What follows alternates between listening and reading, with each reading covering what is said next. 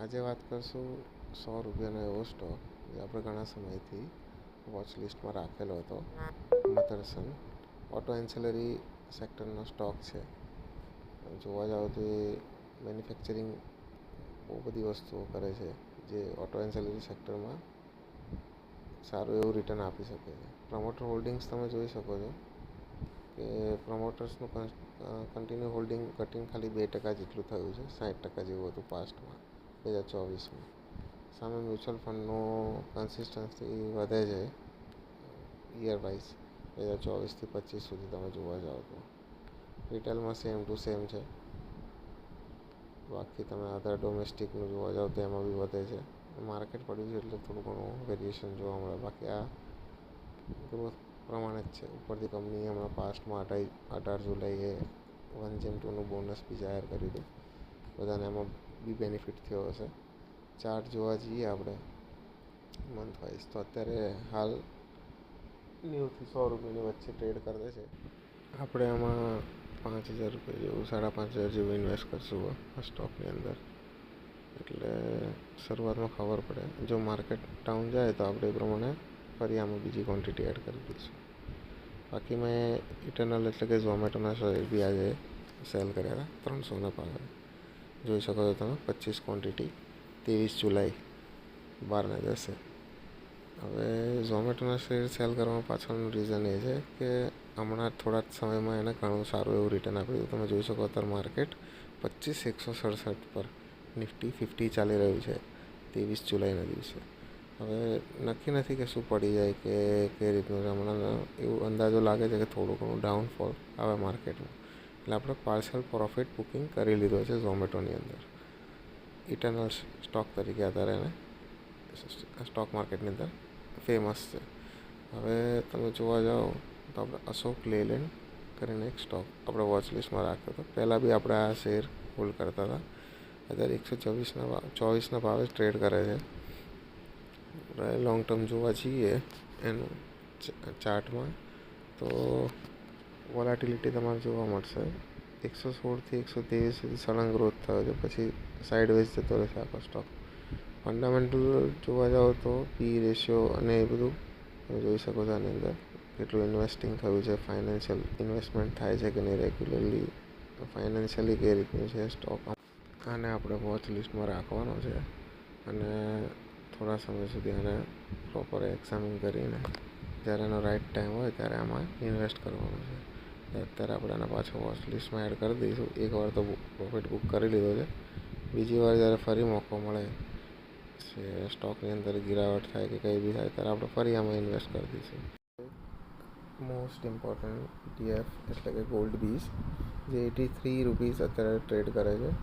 હું આમાં 72 રૂપિયાના ભાવથી મેં લીધેલા છે અને અત્યારે આમાં ફરી ઇન્વેસ્ટ કરું છું. હવે ETF મેં શબ્દ વાપર્યો શું હોય તો કે ગોલ્ડનો જે બી ટ્રેડ થતું હોય એનું એક ફંડ આ લોકોએ બનાવેલું છે ETFના નામથી. ગોલ્ડ બીઝના નામથી ફંડ બનાવેલું છે. આની અંદર ગોલ્ડના જે રેટનો વોલેટિલિટી આવે એ પ્રમાણે આમાં રિટર્ન બતાવે. આપણે આમાં ટોટલ 60 ક્વોન્ટિટી અને 5,000નું એવરેજ કરી નાખ્યું છે. જોઈ શકો છો તમે ઓલરેડી મારી જોડે 8,500ની વસ્તુ પડી છે ગોલ્ડ બીઝ. ગોલ્ડ બીઝ રાખવાનું મુખ્ય કારણ એ છે કે જ્યારે બી માર્કેટમાં વોલેટિલિટી આવે, માર્કેટ જ્યારે પડતું હોય ત્યારે બી આપણી જોડે એક વસ્તુ હોવી જોઈએ, એક એવું ETF કે જે સામે રિટર્ન આપે. કેમ કે જ્યારે મોસ્ટ ઓફ તમે ચેક કર્યું છે કે માર્કેટ જ્યારે પડે ત્યારે ગોલ્ડનો રેટ વધે છે, ઓપોઝિટ હોય છે માર્કેટની. નેક્સ્ટ સ્ટોક આપણો ઓલા ઇલેક્ટ્રિક છે. તમને એમ થશે કે ઓલા ઇલેક્ટ્રિક કેમ સિલેક્ટ કરવામાં આવે છે, પણ ઓલરેડી આપણે આ સ્ટોક રાખેલા છે સારી એવી ક્વોન્ટિટીમાં. અને બજાર પ્રમાણે એનું જે ખરાબ રિઝલ્ટ આવ્યું છે ક્વાર્ટરલી રિઝલ્ટ, એના લીધે એ સ્ટોક પડી રહ્યો છે. અને એમાંથી એના પ્રમોટર્સ બી થોડા ઘણા આગા પાછા થયા છે, એ બી રીઝન છે. બાકી કંપનીનું જોવા જાઓ તો કંપની જોડે સારી એવી સ્ટ્રેટેજી છે સેલિંગની. ઉપરથી સૌથી વધારે ઇલેક્ટ્રિક સ્કૂટર એ લોકોના જોવા મળે છે રોડ ઉપર. ભલે એમાં પ્રોબ્લેમ્સ હમણાં આવી રહી છે, પણ પ્રોબ્લેમ્સ એવી વસ્તુ છે જે ગમે તે સમય પ્રમાણે ચેન્જ થઈ શકે. જેથી કરીને આપણે એમાં 5,000નું પાછું એવરેજ કરીએ છીએ. અને આ સ્ટોક જોઈએ હવે કેવું રિઝલ્ટ આપે છે. એના CEOને તો ન્યૂઝ સારા જ છે. બાકી આપણું ટોટલ 4 સ્ટોકમાં ઇન્વેસ્ટમેન્ટ આજનું. આજે 25 જુલાઈ એક્સપાયરી પછીનો દિવસ શુક્રવાર. અને આજનું માર્કેટ જોવા જાવ તો 24,800 સુધી પાડી દીધું છે. બહુ જ ગ્રાસ્પિંગ ફોલ થઈ ગયો છે 200 પોઈન્ટનો. અને પોર્ટફોલિયો પર આપણી અસર જોવા જઈએ તો પાછો આપણો રેડ થઈ ગયો છે. 11,000નું આજના દિવસમાં જ એક જ દાડામાં ઉપાડી લીધું છે 1.54%. એમાં આપણે ફિલ્ટર માર્યું છે અંદર કે રોજનો લો કેટલો છે એ પ્રમાણે લો ટુ હાઈ જોઈ લઈએ આપણે સ્ટોક્સ. એક્ઝિકો મારીવાળા જે મફતના મળેલા હતા, મફતના તો ના કહેવાય, પૈસા ચૂકવેલા હતા, એ બી માઇનસ થયા છે 20%. સેલ 3.5% પડ્યો છે. ઓલેક્ટ્રા 2.6, આપણામાં PLB 2.2% જેવું, ટીવીએસ મોટરે 2% જેવું, ઓલા ઇલેક્ટ્રિક બી 2% છે. ટાર્સન્સ જોઈએ તો આમ તો બાકી બધામાં બહુ ખાસ 1-1.5%નો એવરેજ 1.74 1.54 જે આવ્યું છે એ પ્રમાણે જોવા જઈએ તો બધા ઓવરઓલ 1.5% જેવો પડ્યા છે બધા શેર. વાંધો નહીં, 1.5% એક દિવસમાં તો આમ તો કોઈ ઇશ્યુ જેવી વસ્તુ નથી. બટ થોડા દિવસમાં રિકવર થશે ત્યારે જોઈ લઈશું. આપણે જોઈશું કોઈ ઓપોર્ચ્યુનિટી કોઈ સ્ટોકની અંદર એવરેજિંગ કરવું છે કે નહીં, તમને અપડેટ જણાવતો રહીશ. બાકી કાલના દિવસના તો જે બી ઇન્વેસ્ટમેન્ટ આપણે કર્યું એ તમને બતાવ્યું જ છે મેં. આજે આપણે વાત કરીશું ઇન્ડિયન એનર્જી એક્સચેન્જની. તો આ સ્ટોક કાલના દિવસમાં 24 જુલાઈએ 26% પડી ગયો સ્ટોક. પહેલાં 20% પડ્યો હતો બપોર સુધી, પછી બીજા 6% પડ્યો. ટોટલ 26% પડ્યો હતો આ સ્ટોક. અને આજે આ સ્ટોકમાં રિકવરી થઈ છે 8%ની, 8.5%ની, 9% પાછી રિકવરી થઈ ગઈ છે. હવે જોઈએ પડવા પાછળનું કારણ શું, તમને ચાર્ટમાં બતાવી દઉં કે જોઈ શકો તમે ગ્રાસ્પિંગ ફોલ કેવો થયો એક સાથે, આટલો બધો ફોલ થયો ને આજે 8.5% જેવી રિકવરી. 139 આજુબાજુ ભાવ જતો રહ્યો હતો આ સ્ટોકનો, 143 જેવો વધ્યો છે. આપણે આમાં થોડુંક ઇન્વેસ્ટ કર્યું છે 5,000 જેવું એવરેજ કર્યું છે. આપણે ઓલરેડી આના છીએ જ હોલ્ડર, આમાં આપણે 5,000નું ઇન્વેસ્ટમેન્ટ કર્યું છે. ન્યૂઝ જોઈએ તો આ લોકો એવું કહેવા માગે છે કે આ સ્ટોકે બ્લોક ચેન કરી છે, અંદર ને અંદર વેચી નાખ્યા પોતાના શેર 2 અલગ અલગ જગ્યાએ. એક કંપનીને 150ના ભાવે વેચ્યા છે કે આટલા કરોડનો માલ, અને એક બીજી કંપનીને આટલા કરોડનો માલ, એવી રીતે કરીને અંદર વેચી નાખ્યા છે. જેના લીધે સ્ટોકમાં એકદમ ભારે ગિરાવટ આવેલી છે. હવે એવી ગિરાવટ આવે, કોઈ બી કંપનીમાં આવી રીતનું થઈ શકે છે, અંદર એ લોકો વેચે તો ગિરાવટ આવી શકે. પછી થોડા દિવસમાં પાછું ઉપર આવી જાય. એમાં બહુ દિવસ વધારે ના વાર લાગે, 3-4 દિવસ જેવી અંદાજે વાર લાગે છે. તો બી જોઈએ હવે ઇન્ડિયન એનર્જી એક્સચેન્જમાં કઈ રીતનું બતાવે છે, આપણે જોતા રહીએ. રેગ્યુલર આને વોચ કરશું. આપણા પોર્ટફોલિયોમાં જોવા જાઓ તમે તો આપણે ટોટલ ઇન્ડિયન એનર્જી એક્સચેન્જમાં તો કેટલું ઇન્વેસ્ટમેન્ટ કર્યું તમને કહી દઉં. ટોટલ 7,000 જેવું ઇન્વેસ્ટમેન્ટ હતું આપણું, બીજા 5,000નું કર્યું છે.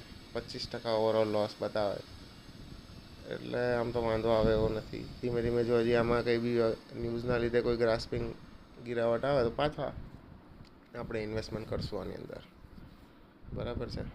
તો બના રહેજો. આવી રીતની કોઈ બી દિવસ દરમિયાન કોઈ બી મોટો સ્ટોક પડી જાય કે ઉપર આવ્યો હોય તો શું કામથી આવ્યો છે એ આપણે જોઈ લઈએ છીએ. એ પ્રમાણે આપણે ઇન્વેસ્ટમેન્ટ કરીએ છીએ અને આપણે પોર્ટફોલિયો બનાવવાનો છે 10 લાખ રૂપિયાનો. એની સાથે પાર્સલ બુકિંગ બી આપણે બુક કરતા રહીએ છીએ. બાકી બનાવવો હોય તો હમણાં 2 મિનિટમાં બની જાય 10 લાખનો, પણ એવી વસ્તુ નથી. પોર્ટફોલિયો મજબૂત બનાવવાનો છે કે જે અત્યારે જે માર્કેટ પડી ગયેલી સ્થિતિ છે એમાંથી જ્યારે માર્કેટ ઉપર આવે તો આપણને બહુ સારું એવું રિટર્ન આપે.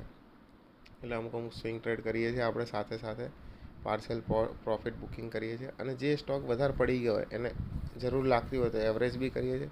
અને નવા ઓપોર્ચ્યુનિટીવાળા સ્ટોક હોય એમાં બી આપણે ઇન્વેસ્ટ કરીએ. આપણે ટોટલ અત્યાર સુધી 59 કંપનીમાં ઇન્વેસ્ટ કરી, તેમાંથી ઘટાડીને આપણે 42 કંપની કરી નાખી છે. એટલે જેમ બને એમ કંપનીઝ બી નોલેજ મળે એ પ્રમાણે ઓછી કરતા જઈએ છીએ, જેમાં બહુ સમયથી રિટર્ન નથી આવતું, કન્સિસ્ટન્સી નહીં હોતી, કંપનીમાં ફ્લો નથી હોતો, કેશ ફ્લો બરાબર, એ બધી કંપનીઓ આપણે નીકાળી દઈએ છીએ. અને જે કંપનીઓની અંદર લોંગ ટર્મ રોજ થોડું માઇનોરમાં 0.5%, 0.2%, 0.3% એવું જે રિટર્ન કન્સિસ્ટન્સી હોય છે કંપનીમાં કે ના સારું રિટર્ન આપણને મળી શકે છે. અમુક એવા સ્ટોક છે જે મહિનામાં 30% વધી જાય છે. અમુક સ્ટોક એવા છે જે 20% રિટર્ન આપે છે. એ રીતનું આપણે રિસર્ચ કરતા હોઈએ છીએ. એ પ્રમાણે થોડી એમાઉન્ટ આપણા બજેટ પ્રમાણે ઇન્વેસ્ટ કરતા હોઈએ છીએ અને ઇન્વેસ્ટ કરેલી ઇન્કમ પ્રમાણે સામે પ્રોફિટ જોઈએ છે. 1000, 2000, 5000, 10,000 જેવો પ્રોફિટ આપણને લાગે કે ના એમાઉન્ટ પ્રમાણે ઇનફ છે એટલો આપણે પાર્સલ બુકિંગ કરી લઈએ. ટેક્સીસ તો બધા ભરે જ છે. લોંગ ટર્મનો બી મારો ખ્યાલ જ છે. લોંગ ટર્મમાં જ હું વિચારવાવાળો છું. પણ અમુક સ્ટોકમાં લોંગ ટર્મમાં તમને બહુ સારું રિટર્ન ના મળતું હોય તો પાર્સલ પ્રોફિટ બુક કરી લેવો જોઈએ અને ગવર્મેન્ટને એનો જરૂરી ટેક્સ આપી દેવો જોઈએ. તમને જે મળ્યું એનાથી ખુશ રહેવું જોઈએ. તમે કોને કેટલું દીધું એનાથી ખુશ ના રહેવું જોઈએ, એવું મારું વિચારવું છે. બાકી તમારી મરજી. ઓકે, જોઈએ આગળ જે બી સારી ન્યૂઝ હોય તમને હું શેર કરતો રહીશ. વિડીયોને સપોર્ટ કરજો, લાઈક કરજો અને તમારા આવા મિત્રોને જેને શોખ હોય ઇન્વેસ્ટમેન્ટનો, પૈસા કમાવાનો, એને મોકલી દેજો. મળીએ આપણે બીજા વિડીયોમાં.